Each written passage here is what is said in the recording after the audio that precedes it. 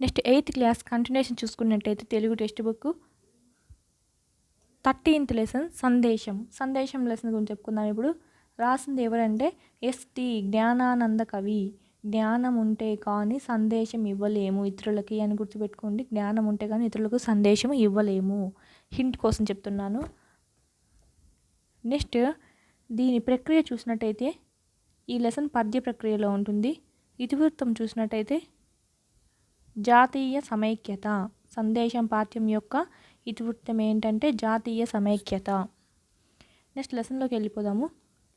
ఇక్కడ ఒక పోయం ఇచ్చారు. స్వంత లాభం కొంత మానుకో పొరుగు వారికి తోడుపడబోయ్, దేశమంటే మట్టి కాదోయ్ దేశమంటే మనుషులోయ్, పాడి పంటలు పొంగిపొర్లే దారిలో నువ్వు పాటుపడబోయ్, తిండి కలిగితే కండగలదోయ్ కండ కలవాడెను మనిషోయ్, చెట్ట పట్టాలు కట్టుకుని దేశస్థులంతా నడవవెలను, అన్నదమ్ముల వలె జాతులు మతములన్నీ మెలగవలనోయ్. ఈ పోయం చెప్పింది ఎవరంటే గురుజాడ అప్పారావు. ఇంకొక పోయం చూసి క్వశ్చన్స్ రాయమన్నారు. ఈ పాఠం ఉద్దేశం ఏంటంటే భిన్న సంస్కృతులకు సంప్రదాయాలకు నిలయమైంది మన భారతదేశము. భిన్నత్వంలో ఏకత్వంలో ప్రపంచ ప్రసిద్ధి చెందిన మన దేశం యొక్క గొప్పతనాన్ని లేదా దాన్ని కాపాడుకోవాల్సిన బాధ్యత గురించి తెలియజేయడమే ఈ పాఠం యొక్క ఉద్దేశము. ఈ పాఠం దేంట్లోంచి తీసుకోబడిందంటే ఆంధ్రప్రదేశ్ రాష్ట్ర సమాచార శాఖ వారు ప్రచురించిన అంటే ఏపీ సమాచార శాఖ వారు ప్రచురించినటువంటి సమైక్య భారతి కవితా సంపుటిలోంచి తీసుకోబడింది. సందేశం ఎంతమందికి ఇస్తావు? సమైక్యంగా అంటే సమైక్యంగా ఉన్న వాళ్ళందరికీ ఇస్తాము అని గుర్తుపెట్టుకోండి. సమైక్య సందేశము. నెక్స్ట్ లెసన్లోకి వెళ్ళిపోయినట్టయితే పద్యాలు ఉంటాయి. ఫస్ట్ పోయం చూసినట్టయితే పరమ తపోనివేశము. నివేశము అంటే ప్రదేశము. బంగారు పంటలకు నివాస అంటే పరమ పవిత్రమైనది మన దేశము. బంగారు పంటలకు నివాసమైనది మన దేశము. మబ్బుర మగు శాంతి చంద్రికల భూమి. చంద్రికలు అంటే వెన్నెల. శాంతి చంద్రికల భూమి అంటే శాంతి వెన్నెలను కురిపించే భూమి ఏదంటే మన పుణ్యభూమి. ప్రపంచ చరిత్రలోన బంధురహిత కీర్తిగొన్న ప్రపంచ చరిత్రలోనే చాలా కీర్తికెక్కిన భరత్వోత్తర నా జనయిత్రి యందు. భరత్వోత్తర అంటే భారతదేశమైన నా తల్లి యందు పాడరా శిరమెత్తరా మీ తల్లి గురించి పాడరా తల ఎత్తి పాడరా. విజయడంకను గొట్టుమురా అంటే విజయడంక అంటే విజయడోలు మోగిద్దాంరా. సహోదరా అంటే సోదరా ఓ సోదరా. నెక్స్ట్ పోయం చూసినట్టయితే ఇది చూసినట్టయితే చంపకమాల. ఇది మనకు పోయం ఫస్ట్ ఒక లైన్ ఇచ్చి ఇది ఏ వృత్త పద్యం కనుక్కోమంటారు, దీంట్లో ఛందస్సు ఏ ఛందస్సు ఉందో కనుక్కోమంటారు. అప్పుడు చంపకమాల మనం ఇలా అయినా గుర్తుపెట్టుకోవచ్చు, లేదా మనము ప్రాసెస్ ప్రకారం వెళ్ళిపోయినామంటే పా రా మా అనేది లఘువు లఘువు లఘువు వచ్చింది. నేను చెప్పిన హింట్ ప్రీవియస్ వీడియోస్లో చెప్పాను కదా హింట్. యమాతారాజా బాణసలగం రాసుకొని దీన్ని విభజించాలి. ఘన విభజన చేసినట్టయితే ఇప్పుడు ఏమొచ్చింది మనకు లఘువు లఘువు లఘువు. సో లఘువు లఘువు లఘువు ఎక్కడున్నా చూసుకున్నాము. లఘువు లఘువు లఘువు ఫస్ట్ అక్షరం ఏంటి నా. మనం విభజించుకున్న 3 అక్షరాలు కదా, 3 అక్షరాల్లో ఫస్ట్ ఏంటి నా. సో ఇది నా. నాతో ఏమొచ్చింది మనకు నజబజ జజరా ఉంది. నజబజ జజరా. సో నజబజ జజరా వచ్చిందంటే ఏంటి చంపకమాల. అలాగైనా మనము చేయాల్సి వస్తుంది. పద్యంలో ఎగ్జామ్లో మనకు ఒక లైన్ ఇచ్చి అడిగే అవకాశాలు ఉన్నాయి. నెక్స్ట్ సెకండ్ వెళ్ళిపోతే ఇది మత్తెబెవంట. మనం చేస్తే తెలిసిపోతుంది మత్తెబము.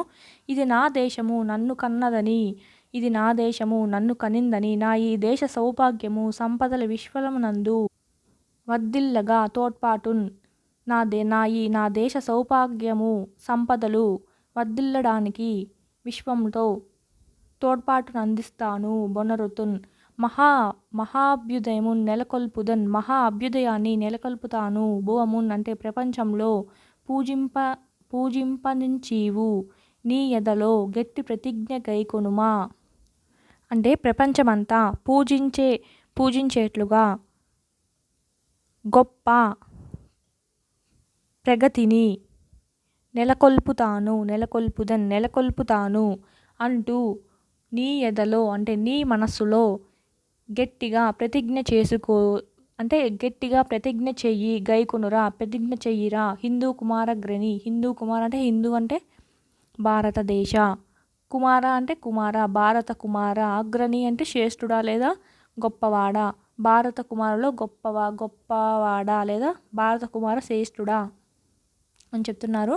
నెక్స్ట్ పద్యంలోకి వెళ్ళిపోతే, జాతి శిరస్సును ఎత్తుకొని, జాతి అంటే ఇక్కడ భరత జాతి అని తీసుకోవాలి. జాతి అంటే భరత జాతి. భరత జాతి తల ఎత్తుకొని ష్మాతల వీధిని అంటే భూమండలం, ష్మాతలం అంటే భూమండలం, భూమండల వీధుల్ని గౌరవంగా, హుందాగా, మెప్పుగా తిరిగేదన్, బాగా మెచ్చుకుంటూ తిరుగుతుంది. గలుగున్ నడుకీర్తి, అలా తిరిగినప్పుడే గిన్నెన్ గలుగునున్, అలా తిరిగినప్పుడే గొప్ప కీర్తి కలుగుతుంది. భారత క్షమాతలి, భారత భూమండలం కట్టి భాగ్యమున గల్గట, అట్టి భాగ్యం కలుగుట. శాంతి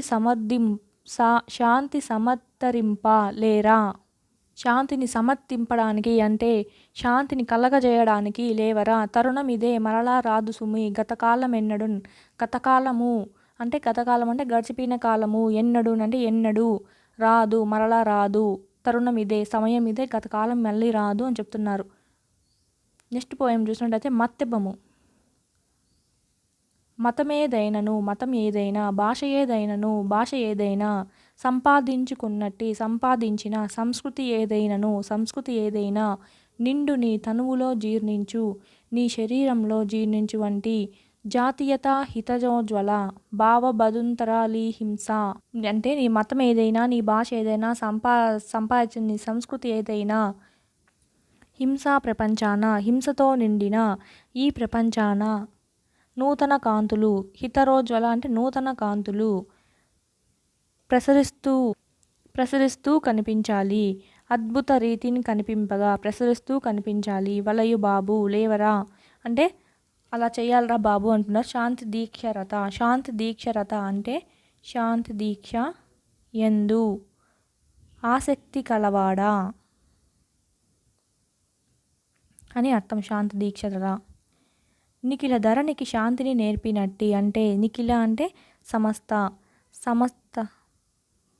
భూమికి శాంతిని నేర్పిన భరత భువనంబు నీ తల్లి ప్రదిత యశము. భరత భువనంబు అంటే శాంతిని నేర్పియట్టి నీ భరతమాత, నీ తల్లి యొక్క కీర్తిని, యశము అంటే కీర్తిని నిలబెట్టుట అంటే నిలువబెట్టుట.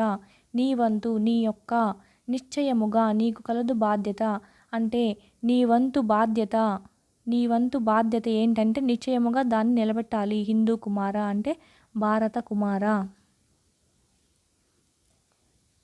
సమస్త ధరణికి శాంతిని నేర్పిన మన తల్లి, భారత తల్లి యొక్క కీర్తిని నీ వంతు సాయంగా, నువ్వు నిశ్చయంగా నీ వంతు సాయంగా, నీ వంతు బాధ్యతగా నువ్వేం చేయాలంటే ఆ కీర్తిని నిలబెట్టాలి అని చెప్తున్నారు భారత కుమార.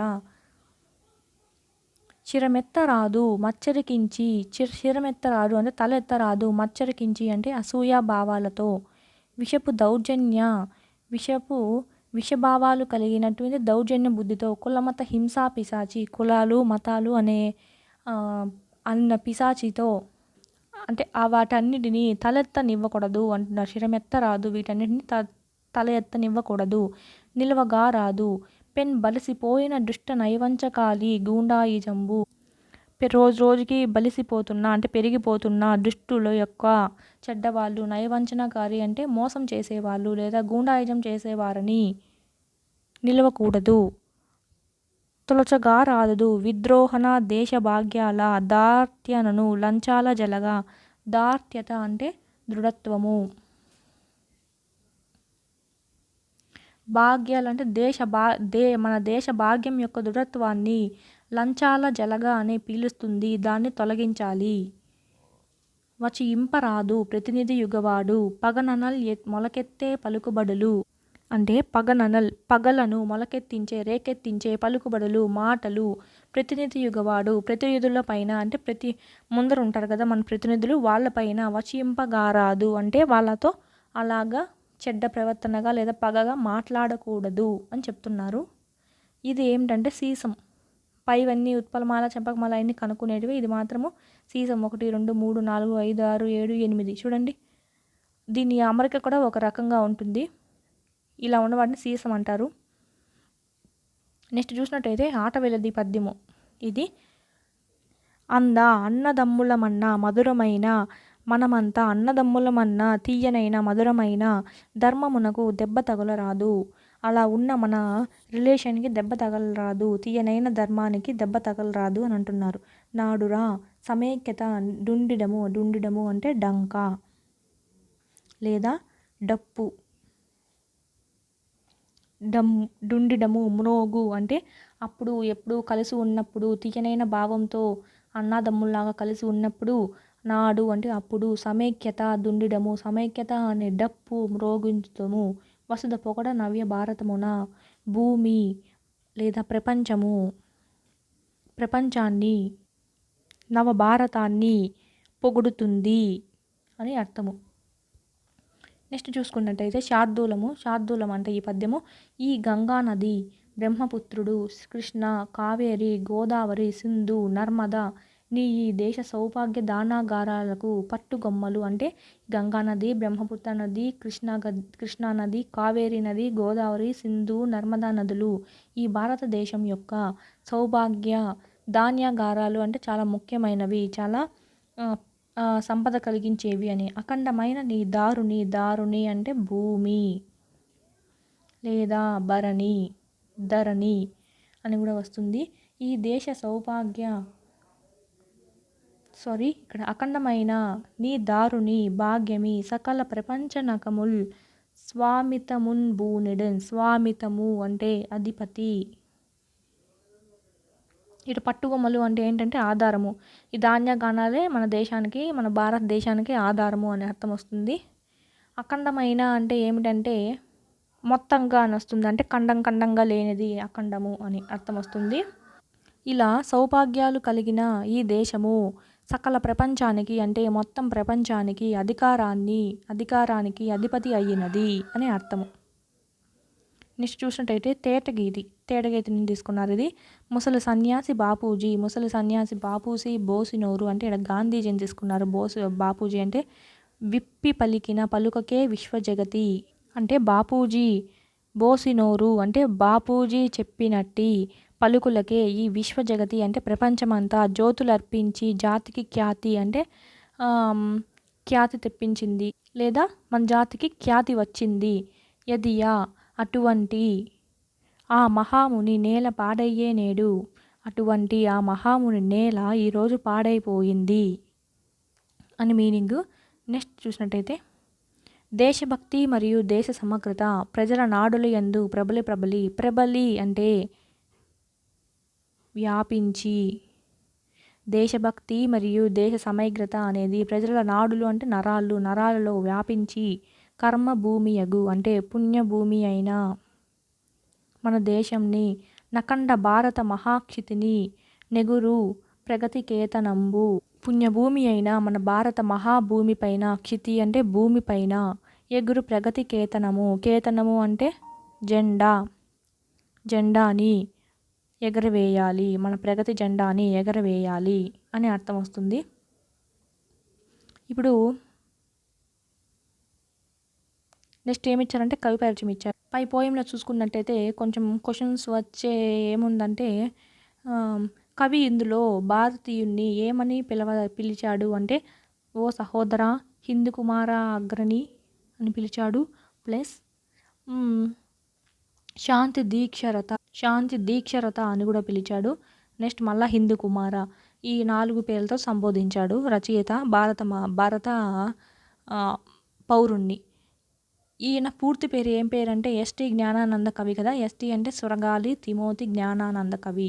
ఈయన బొబ్బిలి తాలూకా పెద్దవంకి గ్రామంలో జన్మించాడు. తెలుగు పండితులుగా పనిచేశారు. ప్రాథమిక విద్యార్థి దశలోనే అంటే ఈజీగా అశువుగా అంటే చాలా సునాయాసంగా సీస పద్యాలు చెబుతూ ఉండేవాడు. అలాగే దీనబంధు శతకాన్ని రాశాడు. నెక్స్ట్ వీళ్ళ రచనలు చూసినట్టయితే అమ్రపాలి, పాంచజన్యం, క్రీస్తు శతకం, నా జీవిత గాథ, కూలీ నుంచి కళాకర ప్రభువున వరకు, పర్జన్యం, గోల్కొండ మొదలైనవి ఈయన రచనలు.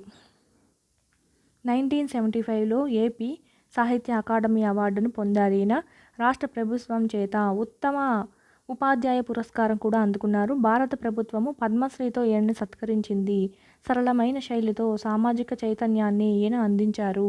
ఇప్పుడు మీకు రచనలు గుర్తుపెట్టుకునే హింట్ చెప్తాను చూడండి. అమ్రపాలి, పాంచజన్యం, క్రీస్తు శతకం, నా జీవిత గాథ, క్రీస్తు క్రిస్టియన్ దేవుడు ఉన్నాడు కదా, క్రీస్తు ఆయన జీవిత గాథ. అమ్రపాలికి పాంచజన్యం అంటే 5 మంది కలిసి నాటకం వేస్తూ చెప్పారు అని గుర్తుపెట్టుకోండి.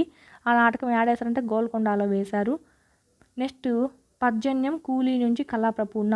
ఈయన కొంచెం ఎక్కడో కూలి పని చేసుకునేవాడు అని గుర్తుపెట్టుకోండి. ఈయన కూలీ పని చేసేవాడు, ఇంత కవిత్వాలు బాగా రాసి కళాప్రపూర్ణ అవార్డు తెచ్చుకునేంత వరకు వచ్చాడు అని గుర్తుపెట్టుకోండి. కూలీ నుంచి కళాప్రపూర్ణ వరకు. ఇదంతా దేంతో సాధ్యమైందంటే జ్ఞానం, తనకున్న జ్ఞానంతో క్రీస్తు శతకాన్ని అంటే యేసుక్రీస్తు జీవిత చరిత్రని అమ్రపాలి అనే వాళ్ళకి నాటకాలు వేస్తూ 5 మంది కలిసి గోల్కొండలో చెప్పారు అని గుర్తుపెట్టుకోండి. నెక్స్ట్ చూసినట్టయితే భావం ఇచ్చారు పద్యాలకి. నెక్స్ట్ గ్రామర్ చూసినట్టయితే లాస్ట్ పోయం ఇచ్చి దాని భావం రాయమన్నారు. ఈ ఖాళీలను సరైన సమాధానాన్ని గుర్తించండి. మధురమైన ధర్మానికి దెబ్బ తగలరాదు. భరత జాతి మహాత్ముడు ఆశయాలకు అనుగుణంగా లేదు. సకల జగతికి డాష్ నేర్పినట్టు మన భారతమాతను పూజించాలి. శాంతి నేర్పినట్టు అఖండ భారతావనిలో ప్రగతి కేతనం ఎగరవేయాలి. నెక్స్ట్ చూసినట్టయితే పదజాలము. కేతనము పదాలకు అర్థాలు రాయమన్నాడు. కేతనము అంటే జెండా, మనోద్గార్యం, దృఢత్వం. నెక్స్ట్ చూసినట్టయితే మచ్చరికించ అంటే అసూయ. నెక్స్ట్ అబ్బురపడతారు అంటే మెచ్చుకుంటారు. నెక్స్ట్ అలాగే కింద ప్రకృతి వికృతులు ఉన్నాయి. ప్రతిజ్ఞ, ప్రతీన, ఇది ప్రకృతి వికృతి. తెలుగు భాష, కింద జట అనేది రాదు, భాష. మన దేశం భక్తి. తెలుగు అన్నా కూడా ఏమొస్తుందంటే త్రిలింగం అని వస్తుంది. అయితే త్రిలింగం అనేది ప్రకృతి, తెలుగు అనేది వికృతి. మన కీర్తి, ప్రకృతి వ్యక్తులు చూసినట్టయితే. నెక్స్ట్ ఇక్కడ ఇచ్చిన పదాలతో బాక్స్లో ఫిల్ చేయమన్నారు. గురు లఘువులు గుర్తించమన్నారు. నెక్స్ట్ చూసినట్టయితే మనము ఈడ ఒక వృత్తపద్యం ఇచ్చారు. ఏదంటే భరణ బబరవ చెప్పాను కదా. యమాతారాజా, బాణసలగం. ఇక్కడ చూడండి బా వచ్చింది. సో భరణ బబరవ. సెకండ్ లైన్ కూడా భవన బబరవ అనే వస్తుంది. ఒకే పద్యంలో 4 పాదాలు అట్లాగే వస్తాయి. నెక్స్ట్ చూసినట్టయితే వీటివి ఇంకా చూసినట్టయితే దీని 10వ స్థానం 1, 2, 3, 4, 5, 6, 7, 8, 9, 10. 10వ స్థానం కూడా సేమ్ స్థానం కలిగి ఉంటుంది. నెక్స్ట్ జే 1, 2, 3, 4, 5, 6, 7, 8, 9, 10. సి ఇది కూడా సేమ్ స్థానం కలిగి ఉంటుంది. ఇలా కలిగి ఉన్నదాన్ని, సేమ్ స్థానం కలిగి ఉన్నదాన్ని ప్లస్ ఈడ కూడా అచ్చే ఉంది, ఈడ అచ్చే ఉంది. అది చూసుకున్నట్టయితే అలా వాటిని ఏమంటారంటే యతి స్థానం అంటారు. అలా స్థానాన్ని వచ్చేది. చూసినట్టయితే మొదటి అక్షరాన్ని యతి అంటారు. యతి అక్షరం దాని వర్ణమైత్రి అక్షరం ఆ పాదంలో నియమితమైన స్థానంలో రావడాన్ని, అంటే మొదట వచ్చిన అక్షరమే ఆ స్థానంలో నియమితమైన స్థానంలో రావడాన్ని ఏమంటారంటే యతి మైత్రి లేదా యతి స్థానం అంటారు అంటున్నారు. పై వాటిల్లో చూసినట్టయితే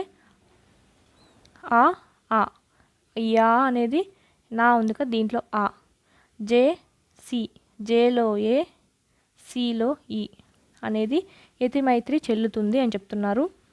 పై పద్యాల్లో 2వ అక్షరంగా 4వ పాదాల్లో యాను అక్షరం వచ్చింది. ప్రతి పద్యంలో రెండవ అక్షరం దీంట్లో అలాగే ఈ పదంలో రెండవది యాకు సంబంధించి ఉంటుంది, దీంట్లో ఉంటుంది.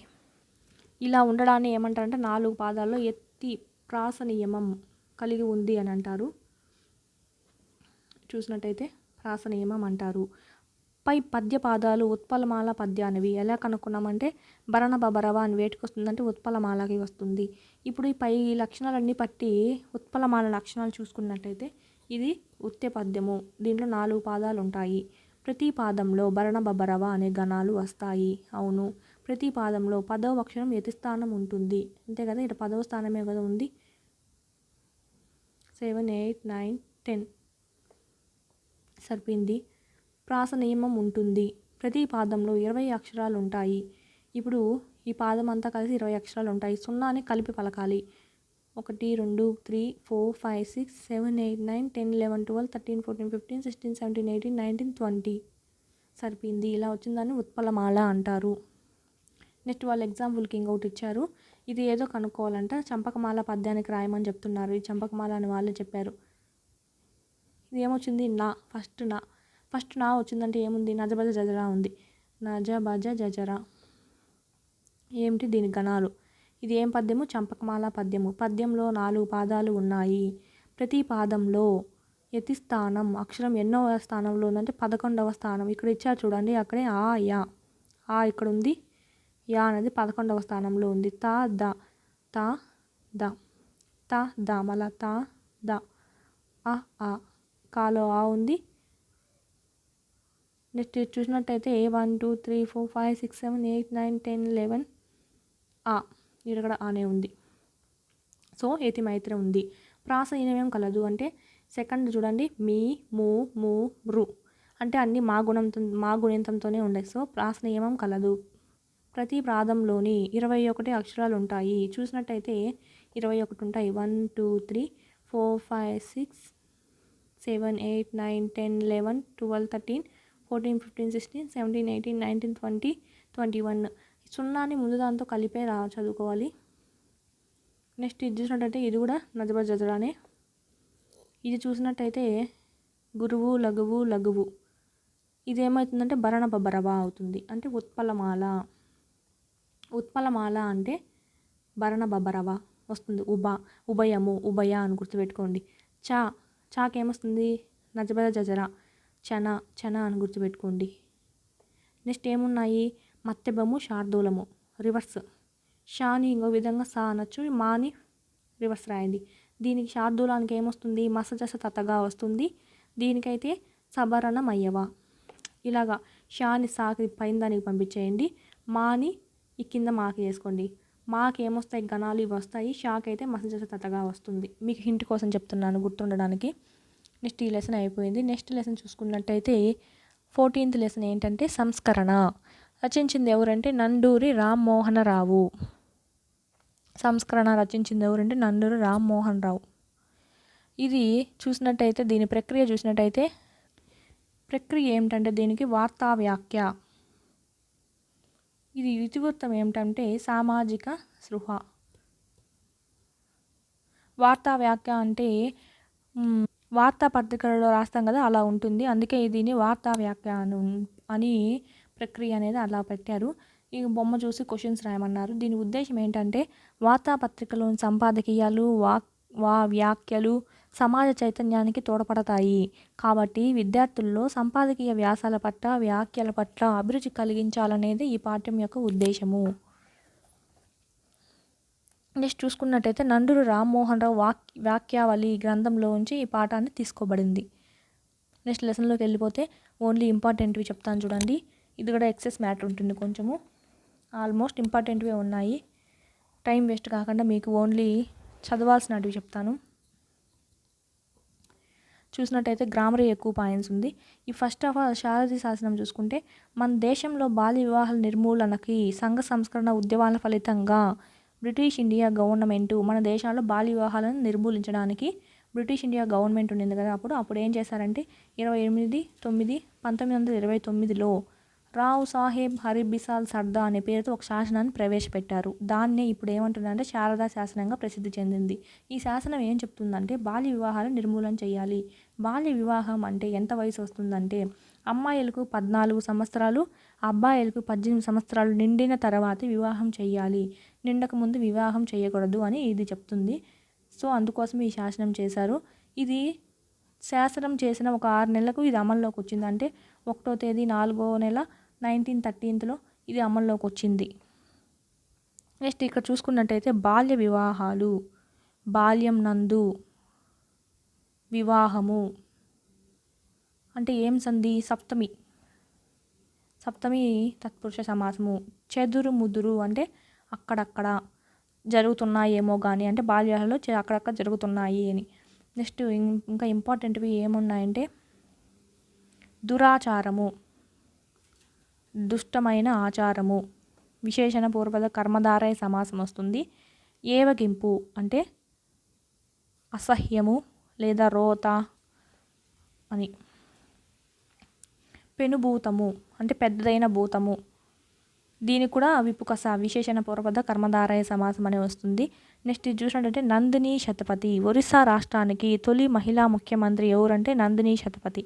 ఆమె 1972-1976 మధ్య పనిచేసింది.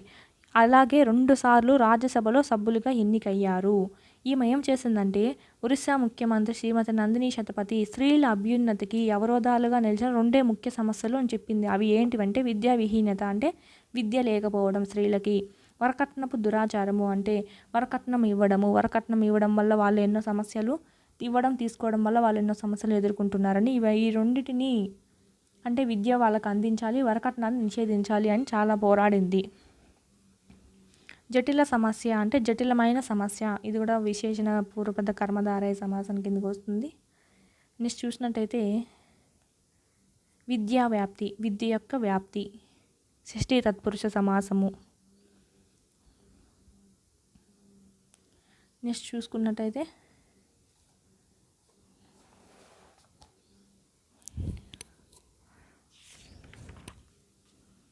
శక్తిహీనుడు, ఇక్కడ చూడండి శక్తిహీనుడు, శక్తి చేత హీనుడు, తృతీయ తత్పురుష సమాసము. హర్షించడం అంటే ఆనందించడము లేదా సంతోషించడము. ఏహ్యభావ్యం అంటే ఇది కూడా అసహ్యము లేదా రోత అనే వస్తుంది మీనింగ్. అంటే దీంతో చెప్పుకోదగినవంటూ ఏం లేవు. ఇంకా రచయిత చూసినట్టయితే నండూరి రామ్మోహన్ రావు. తెలుగు పాత్రికేయుల్లో సుప్రసిద్ధులైన నండూరి రామ్మోహన్ రావు కృష్ణా జిల్లా విసన్నపేటలో జన్మించారంట. జ్యోతి ఈయన రచించినవి ఏంటంటే ఈయన రచించిన పత్రికలకు సంపాదకులుగా పనిచేస్తారు. రచించినవి కాదు, పత్రికలకి సంపాదకులుగా పనిచేశారు ఈయన. అవి ఏమిటివంటే పత్రిక పేర్లు జ్యోతి, ఆంధ్రజ్యోతి, బాలజ్యోతి, వంతజ్యోతి. అన్నిటికీ చూసినట్టయితే జ్యోతి అని వచ్చింది. మన స్త్రీల అభ్యుదయానికి, స్త్రీలలో జ్యోతిని కలగజేయడానికి చేసిన రచన ఏది ఇప్పుడు చెప్పే లెసన్ కదా. ఈ లెసన్ రచయితే ఆయన పత్రికా సంపాదకుడు అని గుర్తుపెట్టుకోండి. విశ్వరూపము, నరావతారము, విశ్వదర్శనము అనేటివి ఈయన రచనలు. అనుపల్లవి, చిరంజీవులు, నండూరి రామ్మోహనరావు వ్యాఖ్యావళి పేరిట సంకలనాలు చేశాడు. పిల్లల కోసం అయితే కొన్ని ఇంగ్లీష్ నవలలు కూడా తెలుగులో రాశారు. పిల్లల కోసం రాశాడు ఏవి ఇంగ్లీష్ నవలలు. అలాగే చిలుక చెప్పిన రహస్యము, మయూరకన్య, హరివిల్లు పేరిట పిల్లల గేయాలు కూడా రాశారు. మీకు హింట్ చెప్పినట్టయితే రామ్మోహన్ అనే ఆయన చనిపోయాడు అని గుర్తుపెట్టుకోండి. ఆయన నరావతారంలో పుట్టినాడు, అంటే భూమి మీద నరావతారం అంటే మానవ రూపంలో పుట్టాడు. హరివిల్లు అనేది ఆకాశంలో ఉంటుంది, అందుకే చనిపోయి ఆకాశానికి వెళ్ళిపోయాడు, విశ్వానికి వెళ్ళిపోయాడు. విశ్వ దర్శనం చేసుకున్నాడు అంటే విశ్వానికి వెళ్ళిపోయాడు. చనిపోయిన వాళ్ళకి చిరంజీవులు అని కూడా అంటాం కదా. నెక్స్ట్ ఎవరు? రామ్మోహన్ అనే ఆయన గురించి చెప్తున్నా. అక్కడ కన్యలందరూ ఉన్నారు, స్వర్గానికి వెళ్ళిపోయాడు, స్వర్గంలో కన్యలందరూ ఉన్నారు. ఇదంతా రహస్యము, ఎవరికి చెప్పొద్దు అని గుర్తుపెట్టుకోండి. నెక్స్ట్ చూసినట్టయితే సంపాదకీయ వ్యాసం. సమకాలీన సంఘటనలతో ముఖ్యమైన వాటిని తీసుకొని పత్రికా వ్యాఖ్యాన రూపంలో పూర్వపరాలను పరామర్శిస్తూ సాగే రచన సంపాదకీయ వ్యాసము. అంటే అప్పుడు జరుగుతున్న సంఘటనల్ని ఏం చేస్తారంటే కొన్ని ముఖ్యమైన వాటిని తీసుకొని వాటిని పత్రికలో మాటల రూపంలో రాస్తారు. అంటే మాటల రూపంలో అంటే ఇప్పుడు ఇదంతా ఉంది కదా, జనాల్లో చైతన్యం కోసం మాటల రూపంలో రాయడము అంటే వార్తల రూపంలో రాయడము. దీన్ని పత్రికా సంపాదకులు కానీ పత్రికా వ్యాసకర్తలు కానీ రాస్తూ ఉంటారు. అంటే పత్రికని రిలీజ్ చేసేవాళ్ళు కానీ లేదా వ్యాసాలు బాగా రాస్తారు కదా, వాళ్ళు కానీ రాస్తూ ఉంటారు. తక్కువ మాటల్లో పాఠకులను ఆకట్టుకునేలా ఉంటుంది, ఆలోచించేట్లు చేయగలగడం మంచి సంపాదకీయ లక్షణము. ఇవి తాత్కాలికంగా సంబంధించినవి అయినా ఒక్కొక్క సందర్భంలో విభిన్న కాలాలకు వర్తిస్తూ ఉంటాయి. నెక్స్ట్ కింద గ్రామర్ చూసుకున్నట్టయితే దీంట్లో ఏది మంచిది ఏది దురాచారమో చెప్పమన్నారు. మనకేం పెద్దగా అవసరం లేదు కాబట్టి. పదజాలం ఇక్కడ ఉంది, పదజాలంలోకి వెళ్ళిపోదాము. ఇక్కడ పర్యాయ పదాలు ఇచ్చారు, సమానార్థాన్ని ఇచ్చేటివి పర్యాయ పదాలు. ఈనుడు అంటే సూర్యుడు, రవి, ఇంద్రుడు లేదా బాణుడు అనే అర్థము. పరిణయం పర్యాయ పదము, పెళ్ళి, పరిమళము, మనువు లేదా వివాహము. శాసనం అంటే ఆజ్ఞ, చట్టం, ఉత్తరము లేదా ఉత్తరువు. స్త్రీకి పర్యాయ పదం చూసినట్టయితే కొమ్మ, బంతి, పడతి, ఉవిద. ధనంకి పర్యాయ పదము విత్తము, దండనము, ద్రవ్యము, పైకమన్న ధనము. అభ్యున్నతి అంటే తిరోగతి, ప్రగతి, పురోగతి లేదా అభివృద్ధి. నెక్స్ట్ ప్రకృతి వికృతులు చూసినట్టయితే విద్యకు విద్య, స్త్రీకి ఇంతి, నిజం నిక్కం, యత్నం అంటే జతనం, యత్నంకి జతనం. నెక్స్ట్ చూసినట్టయితే సొంత వాక్యాలు రాయమంటున్నాడు, ఆ పదాలతో సొంత వాక్యాలు రాయమంటున్నారు. నెక్స్ట్ చూసినట్టయితే సందులు, ఇక్కడ సందులు ఉన్నాయి. చూసినంత, చూసిన ప్లస్ అంత, నాలో ఆ ఉంది కాబట్టి చూసిన, ఈ ఆ ఏమవుతుంది సంధి పేరు అవుతుంది, అథవా. ఎక్కడైనా, ఎక్కడా ప్లస్ అయినా, ఎక్కడా ప్లస్ అయినా. డైలో ఏముంది అయ్యుంది, సో ఎక్కడ ఆ అత్వ సంధి.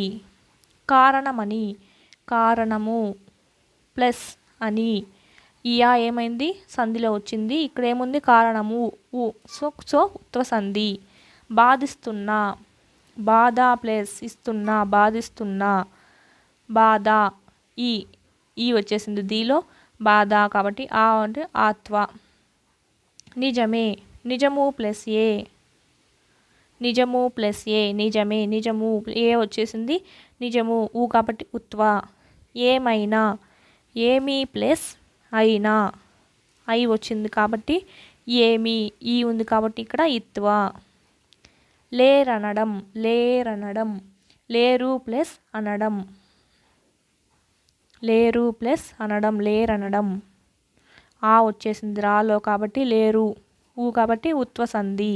హీనుడైనా, హీనుడు ప్లస్ అయినా, హీనుడైనా, ఐ వచ్చింది కాబట్టి హీనుడు, ఊ ఉత్వ సంధి.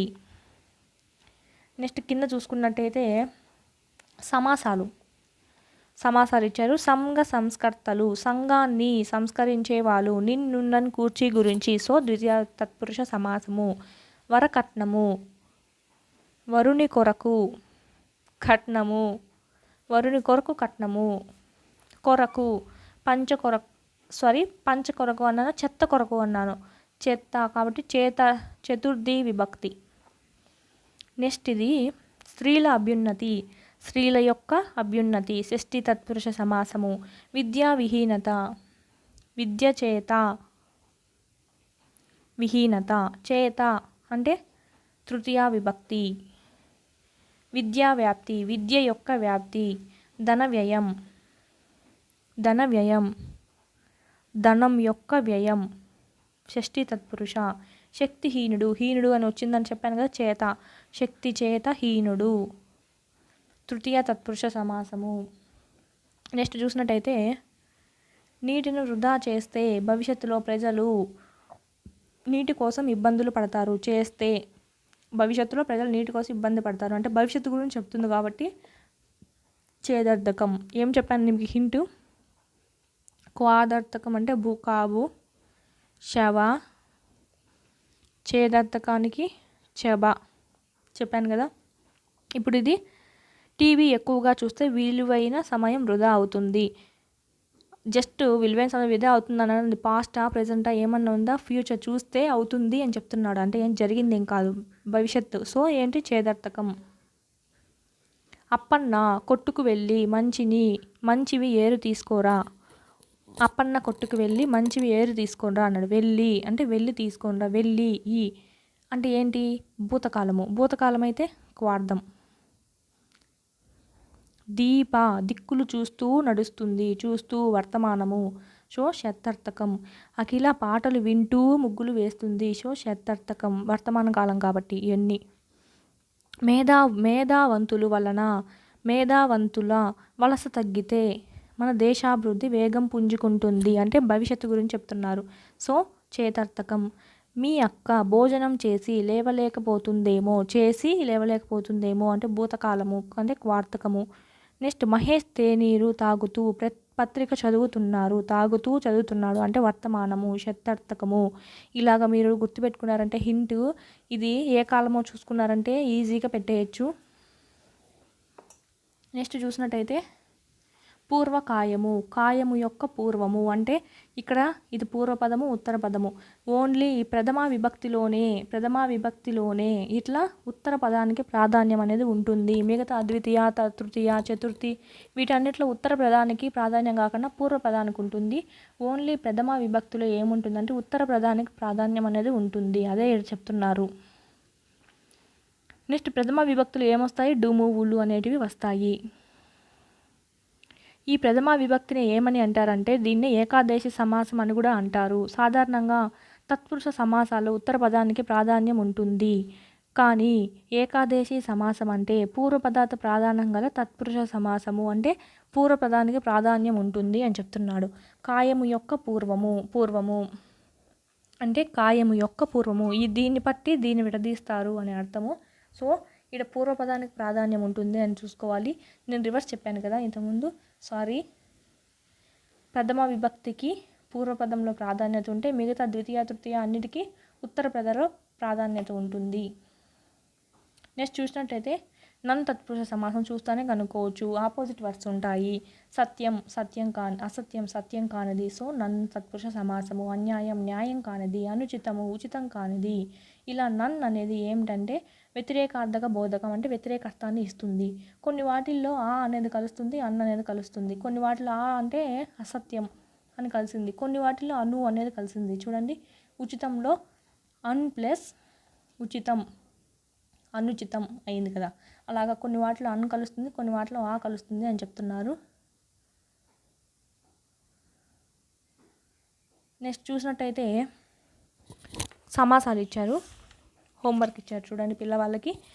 అర్ధరాత్రి చెప్పాను కదా, ఇది రాత్రి యొక్క అర్ధ భాగం అంటే పూర్వపదానికి ప్రాధాన్యత ఇచ్చారు. రాత్రి యొక్క అర్ధ భాగము. ఇక్కడ యొక్క ఉందని షష్ఠి పెట్టకూడదు. రాత్రి యొక్క అర్ధ భాగము పూర్వపదాన్ని ప్రాధాన్యం తీసుకొని చెప్తున్నాం కాబట్టి ప్రథమ. అనూహ్యము ఊహ్యము కానిది. క్రమం కానిది ఏమిటంటే అక్రమం. ఇది ఏమవుతుంది? నన్ను అవుతుంది. ఇది నన్ను తత్పురుష సమాసం అవుతుంది. ఇవి కొన్ని ఎగ్జాంపుల్స్ రాయమన్నాడు. పదాలు విగ్రహ వాక్యాలు రాయమన్నాడు. ప్రథమ విభక్తి అంటే డుము ఉలు రావాలి. ద్వితీయ అంటే నిన్ను కూర్చి గురించి. తృతీయ విభక్తి అంటే చేతన్ చేన్ తోడంతోన్. చతుర్థి అంటే చెత్త కొరకున్ కై. చెప్పాను కదా హింట్. పంచవలన పంచమి వలనన్ లేదా కంటే. షష్ఠి తత్పురుష సమాసం అయితే యొక్క అంటే కిన్ యొక్క లోన్ లోపల. సప్తమి అయితే సా నా అని చెప్పాను కదా. నందు నన్ను తత్పురుష అంటే ఆ లేదా అను. దీంతో ఈ లెసన్ కంప్లీట్ అయిపోయింది. నెక్స్ట్ ఇది చెప్పుకున్నట్టయితే 15th లెసన్ జీవ గడియారాలు. ఇది ఉపవాచకము. రాసింది ఎవరంటే వింజనంపాటి రాఘవరావు అనే ఆయన రచించాడు. ఇది పెద్దగా ఏం లేదు, నేను కూడా దీంట్లో అవసరమైనట్టు చెప్పుకుంటూ పోతాను. ప్రతిరోజు దాదాపు ఒకే సమయానికి కూస్తుంది. కోడి అనేది ప్రతిరోజు దాదాపు ఒకే సమయానికి కూస్తుంది. అంటే అది ఎప్పుడు పడితే అప్పుడు పూయదు, రోజు ఒకే సమయానికి కూస్తుంది అని అంటున్నారు. అదేం పెద్ద ఇంపార్టెంట్ కాదు మనకి. ఇక్కడ ఒక సామెత ఇచ్చారు. ఇంటి నిండా కోళ్ళు ఉన్నవి కానీ కూసేందుకు కోడి లేదు. అంటే పుంజు లేదు, ఓన్లీ పుంజే కదా కూస్తుంది. ఇంటి నిండా కోళ్ళు ఉన్నవి కానీ కూసేందుకు కోడి లేదు అనేది ఏమిటి అంటే సామెత. నెక్స్ట్ చూసినట్టయితే భూమి మీద నివసించే జీవులన్నింటిలో జరిగే దైనందిన కార్యక్రమాలు 24 నుంచి 25 గంటల పాటు ఆవృత్తిలో జరుగుతున్నాయన్నమాట. ఇట్లా 24 గంటలలో ఒక జీవి ప్రదర్శించే దైనందిక కార్యక్రమాలని ఏమంటారంటే ఇంపార్టెంట్ దైనందిన లయలు లేదా సర్కేడియన్ రిథమ్స్ అని అంటారు. జీవి ప్రదర్శించే దైనందిన కార్యకలాపాలు. అంటే ఇవి ఒక రోజంతా 24 గంటల్లో మనం చేస్తాం కదా, సేమ్ ఇదే రేపు కూడా రిపీట్ అవుతుంది, మొన్నాడు అవతల మొన్నాడు అట్లా. దీన్ని ఏమంటారంటే ఆవృత్తి, ఇలాంటి సైకిల్ని ఏమంటారంటే దైనందిన లయలు అని అంటారు, సర్కేడియస్ రిథమ్. నెక్స్ట్ చూసుకున్నట్టయితే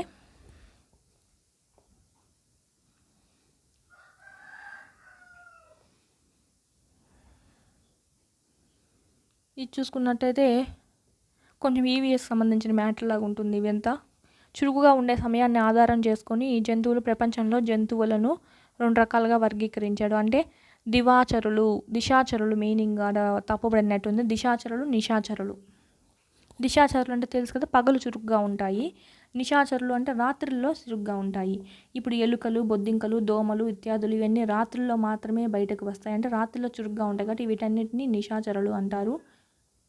నెక్స్ట్ పిచ్చుకలు, కాకులు, ఆవులు, ఇతర జంతువులు లాంటివి ఎప్పుడు ఉంటాయంటే పగలు చురుగ్గా ఉంటాయి. సో వీటన్నిటిని దిశాచరులు అంటారు.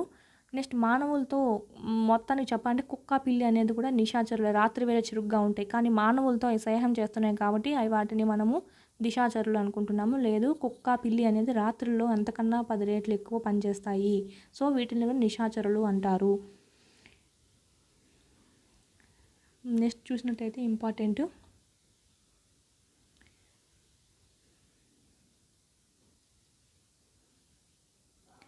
ఈడ చూడండి, చిక్కుడు జాతికి చెందిన కొన్ని మొక్కల్లో ఆకులు ఉదయం నిక్కబొడుచుకొని ఉండి సాయంత్రానికి వాలిపోతాయి. అంటే ఇది పగల మీద ఆధారపడి ఉంటుంది. దిశాచర మొక్కల్లో కూడా ఉంటాయి, ఓన్లీ జంతువులనే కాదు మొక్కల్లో కూడా ఉంటాయి అని చెప్తున్నారు. పూలు అనేటివి ఇప్పుడు నీకు ఎంత చీకటి గదిలో ఉంచినా కూడా అవి వికసించవు, కానీ రాత్రి సమయం అయితేనే వికసిస్తాయి అని అంటున్నారు. అంటే దానికి జీవ గడియారం అలాంటిది అని అలా చెప్పడమే దీని ఇంపార్టెన్స్, ఈ లెసన్ యొక్క ఇంపార్టెన్స్. ఇప్పుడు ఏంటంటే మనం ఎంత ట్రై చేసినా జీవ గడియారాలు అనేటివి ముందుగానే నిర్ణయించబడతాయి, అలవాటు అయిపోయి ఉంటాం కదా, అదే జీవ గడియారం రోజు రిపీట్ అయిపోతాయి అని చెప్పడం ఈ లెసన్ యొక్క ఉద్దేశము. ఇక్కడ చూసినట్టయితే సూర్యుని వెలుతురు ఆధారం చేసుకొని జీవులు చూపే ఈ మార్పుల్ని ఏమంటారంటే పగటి లయలు లేదా డయార్నల్ రిథమ్స్ అని అంటారు. అంటే సూర్యుడి వెలుగు అంటే ఇప్పుడు చెప్పాను కదా, మల్లెపువ్వు రాత్రిలోనే వికసిస్తుంది, పగలు వికసించదని. ఇలాగ సూర్యుడి మీద బేస్ చేసుకొని లేదా రాత్రి మీద బేస్ చేసుకొని ఉంటుంది కాబట్టి ఇలాంటి వాటిని ఏమంటారంటే పగటి లయలు. పగలు మాత్రమే జీవులు చూపే వాటిని పగటి లయలు అంటారు, డయార్నల్ రిథమ్స్.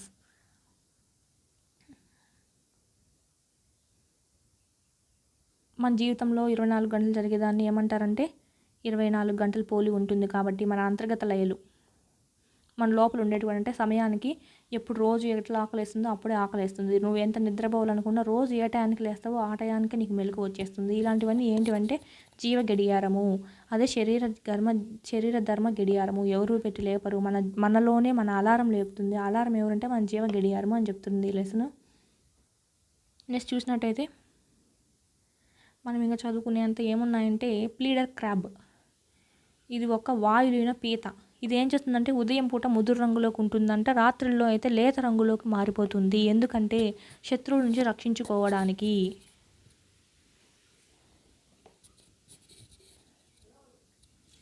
నెక్స్ట్ చూసినట్టయితే జెట్ లాగ్ అంటే ఏంటంటే అక్కడ రాత్రి అంటే మనం ఏదైనా విదేశాలకు వెళ్తాము, రాత్రి పగలు వేరేగా ఉంటాయి. రాత్రి పగలు భేదాలకు అలవాటు పడడానికి వారం రోజుల వరకు సమయం పడుతుంది. ఇలా సమయం తీసుకునే దాన్ని ఏమంటారంటే జెట్ లాగ్ అని అంటారు.